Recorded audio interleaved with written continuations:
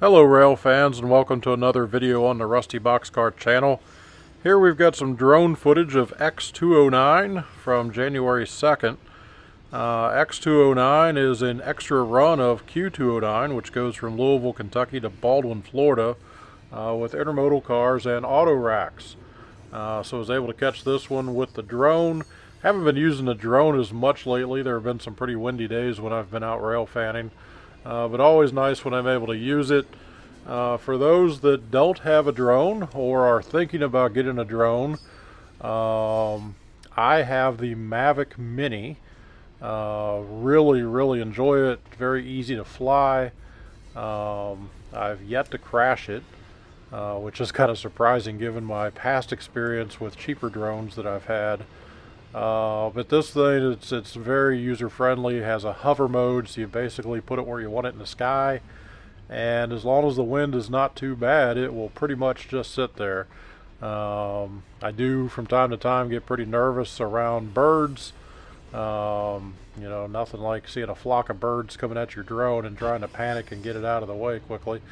But it's really given me the opportunity to get some great shots, so I would highly recommend the Mavic line of products. Shortly after I got mine, they came out with the Mavic Mini 2, which at least when it was first introduced was at about the same price point as the Mavic Mini. I hear that it's got double the range. I have from time to time had some issues, especially out near communications boxes and things like that from the railroad. We'll get some interference, so maybe something I want to upgrade to in the future. But definitely, if you're in the market, I'd look at that Mini 2, as I believe it's about the same price as the Mini. But I've had a great time with this drone. Really enjoy it. The one challenge is that it does not record audio, which is good, because if it did record audio, all you would get is the buzzing and humming of the four propellers. So I always have to either use an audio source or take secondary footage with my GoPro and then splice that audio onto the drone's video. I found it's a pretty good idea to always use the GoPro as that secondary device, because just in case something were to go wrong with the drone, or lost its signal, or I just wasn't able to get the angle or sunlight or something like that that I needed, at least I've got GoPro footage of that train that's been coming by. So hope you guys enjoy this. Drop a comment for sure, and let me know what you guys think. If you've got a drone that you recommend that you think might be better, certainly be interested to hear your thoughts and share it with everybody else watching the video as well. And hope you guys enjoy it.